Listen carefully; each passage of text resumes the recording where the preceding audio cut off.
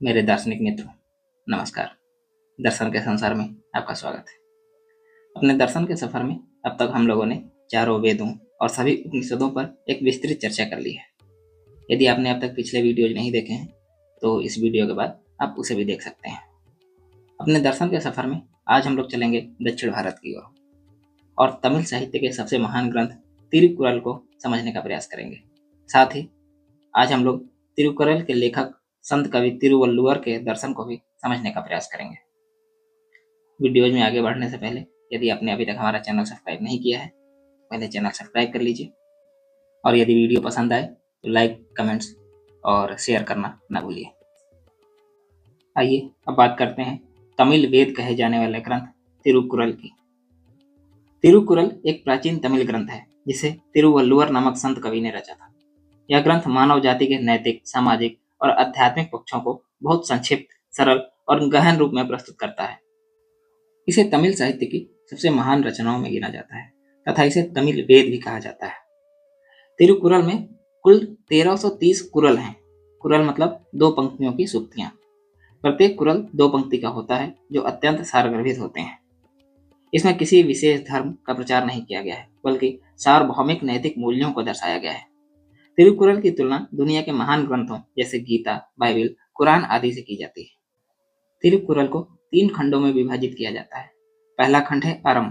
इसमें धर्म तथा नैतिकता के विषय में बातचीत की गई है। इसमें कुरल 1 से लेकर कुरल 380 तक आते हैं। इसमें व्यक्तिगत आचार, परोपकार, सत्य, विनम्रता आदि जैसे मूल्यों की चर्चा की गई है। दूसरा खंड है पोरुल। यह अर्थ और राजनीति से संबंधित है। यह खंड राजधर्म, न्याय, मंत्री, सेना, राष्ट्र की सुरक्षा, कूटनीति आदि से संबंधित है। इसमें कुरल 381 से लेकर कुरल 700 तक आते हैं। और अंतिम खंड है इवम, अर्थात काम और प्रेम का खंड। इसमें प्रेम, दाम्पत्य जीवन, भावनात्मक संबंधों का चित्रण है। इसमें कुरल 701 से लेकर 1330 तक आते हैं। आइए अब तिरुकुरल के तीनों खंडों अर्थात अरम, पोरुल और इबम पर एक एक करके बात करते हैं। पहला खंड अरम। अरम तिरुकुरल का पहला खंड है जिसमें तिरुवल्लुवर ने नैतिक जीवन के सिद्धांतों को प्रस्तुत किया है। यह खंड मनुष्य के व्यक्तिगत आचरण, सद्गुणों और समाज के प्रति उसकी जिम्मेदारियों को उजागर करता है। अरम खंड में कुल 38 अध्याय हैं और 380 कुरल हैं। अरम खंड की शिक्षाएं इस प्रकार हैं। सत्य बोलना और किसी को हानि न पहुंचाना, यही सच्चा धर्म है। कुरल 323। सत्य और अहिंसा को नैतिक जीवन का आधार स्तंभ के रूप में प्रस्तुत किया गया है। दया वह पुण्य है जो सब पुण्यों में श्रेष्ठ है। कुरल 25। परोपकार करने वाला व्यक्ति समाज का आदर्श नागरिक होता है। तिरुवल्लुवर ने दया को किसी भी धर्म से श्रेष्ठ माना है। जो इंद्रियों को वश में करता है वही सच्चा ज्ञानी है। कुरल 121। मन, वाणी और कर्म में संयम का विशेष महत्व दिया गया है। गृहस्थ वह है जो न केवल अपने परिवार का पालन करता है बल्कि दूसरों की सहायता भी करता है। कुरल 40। तिरुवल्लुवर ने संन्यास के बजाय गृहस्थ जीवन को अधिक महत्वपूर्ण बताया है यदि वह धर्म के अनुरूप हो। अरम खंड धर्म को क्रिया और आचरण से जोड़ता है, न कि किसी विशेष पूजा या संस्कार से। यह सार्वभौमिक नैतिकता पर आधारित है जो हर युग और संस्कृति में लागू हो सकती है। यहाँ धर्म का उद्देश्य व्यक्ति को आत्म शुद्धिकरण और समाज के कल्याण से जुड़ा हुआ है। अरम खंड तिरुवल्लुवर की नैतिक दृष्टि का दर्पण है। यह हमें सिखाता है कि धर्म का सच्चा स्वरूप आत्मानुशासन, परोपकार और सत्य आचरण है। यह खंड आधुनिक नैतिक शिक्षा, मानव अधिकारों और नागरिक शिष्टाचार के सिद्धांतों से मेल खाता है। तिरुकुरल का दूसरा खंड है पोरुल। इसमें राजनीति और सामाजिक दर्शन की चर्चा की गई है।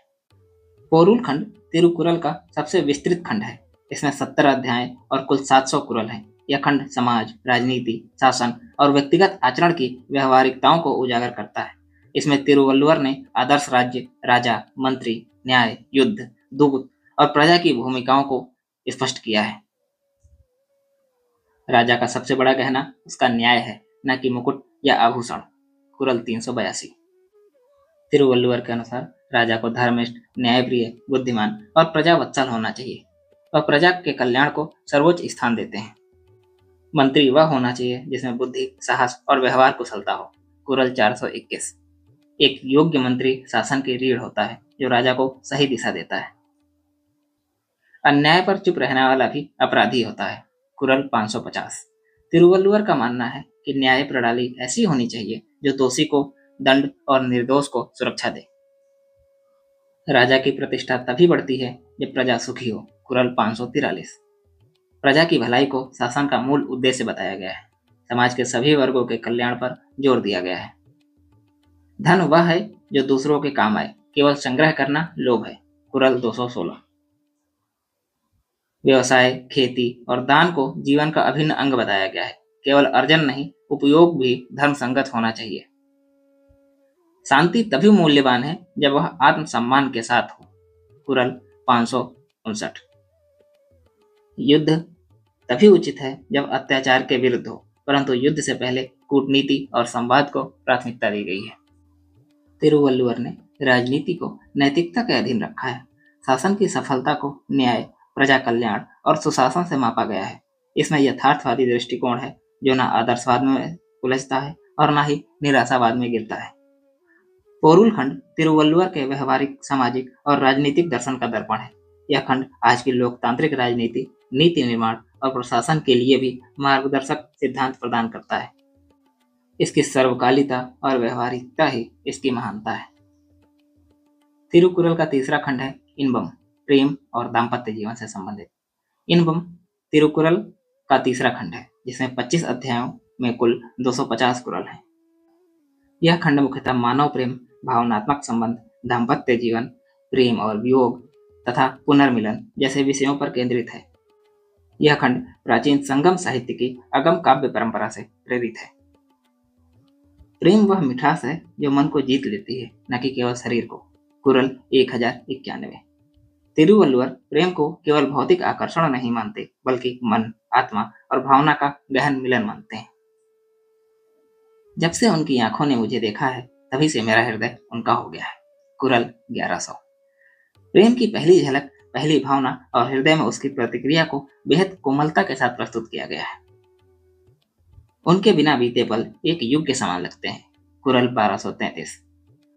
वियोग के क्षणों में प्रेमी की तड़प, बेचैनी और अकेलापन गहरे संवेदनात्मक चित्रण के साथ दिखाया गया है। गिले शिकवे भुलाकर जब वह मुस्कुराते हुए लौटे तो मेरी सारी पीड़ा खुल गई। कुरल 1265।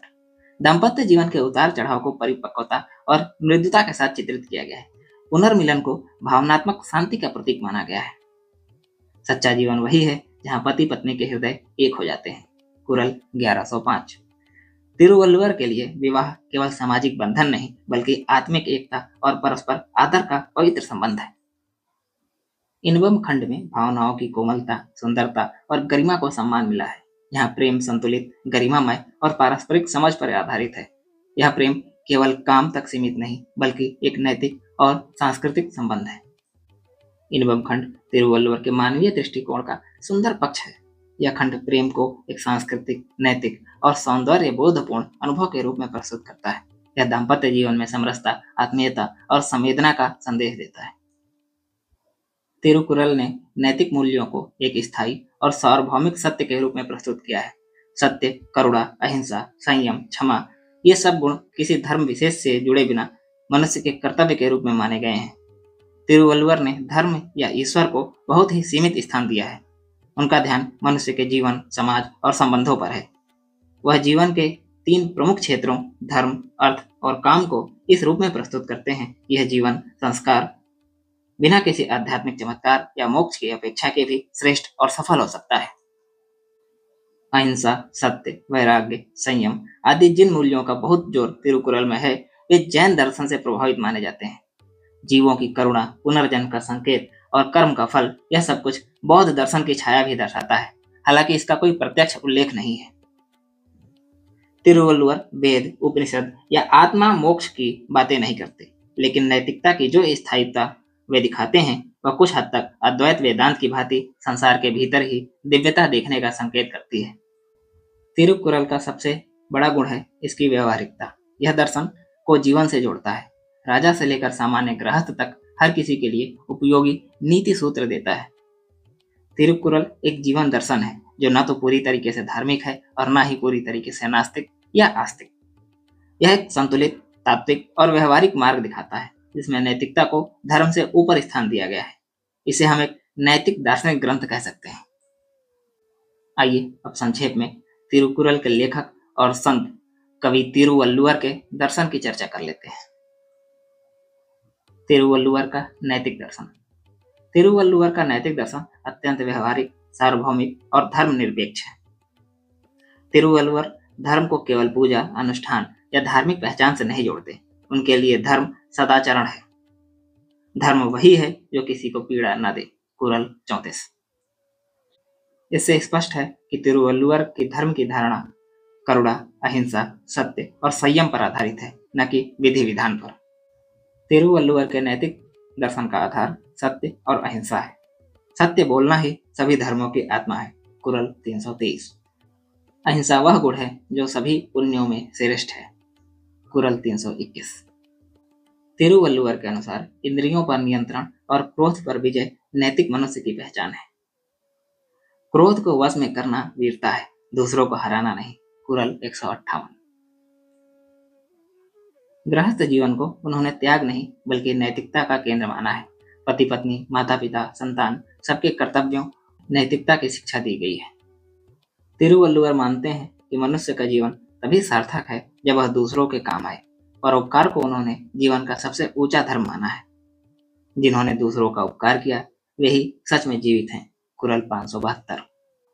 तिरुवल्लुवर भिक्षा या आश्रित जीवन को हेय मानते हैं। उन्होंने श्रम को पवित्र बताया और स्वयं मेहनत करने को नैतिक गुण बताया। राजा, मंत्री, न्यायाधीश सभी को दया और न्याय के साथ कार्य करने की सलाह दी है। न्यायप्रियता, सत्यवादिता, दानशीलता और क्षमा ये राजधर्म के अंग बताए हैं। तिरुवल्लुवर ने न तो सांसारिक जीवन को त्याज्य बताया, न ही केवल कामना भोग को प्रोत्साहित किया। उनका नैतिक दर्शन एक संतुलित जीवन का पक्षधर है, जहाँ धर्म, अर्थ और काम तीनों पर नैतिकता का अंकुश हो। तिरुवल्लुवर का नैतिक दर्शन एक सार्वभौमिक जीवन नीति है।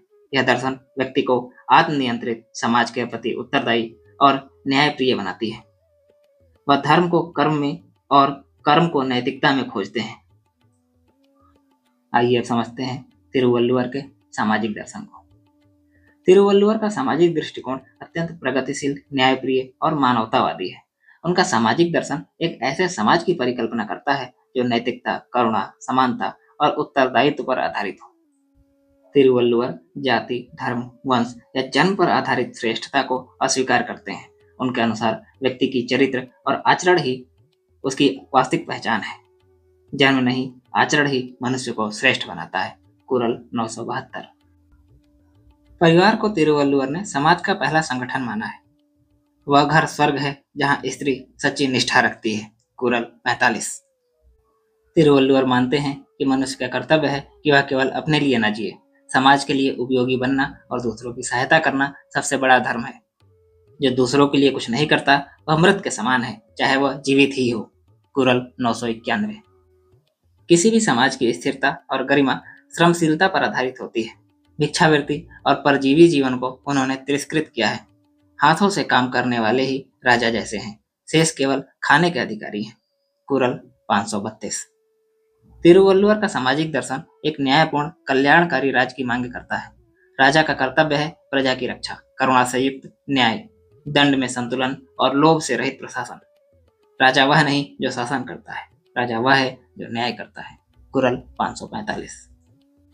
हालांकि तिरुकुरल में स्त्री के अधिकारों की विस्तृत चर्चा नहीं है, परंतु तिरुवल्लुवर स्त्रियों के चरित्र, सदाचार और गृहस्थ जीवन में उनकी भूमिका को सम्मान पूर्वक प्रस्तुत करते हैं। स्त्री को परिवार की धुरी बताते हैं। तिरुवल्लुवर का दर्शन केवल मानवों तक सीमित नहीं है, बल्कि समस्त जीव जगत के प्रति करुणा और सह अस्तित्व की भावना से प्रेरित है। यह विचार उन्हें जैन और बौद्ध परंपराओं के निकट लाता है।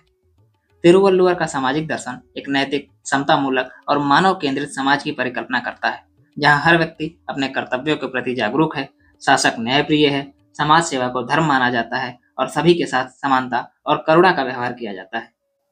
यह दर्शन आज के लोकतांत्रिक, सामाजिक न्याय और मानवाधिकारों पर आधारित समाज के आदर्शों से पूरी तरीके से मेल खाता है।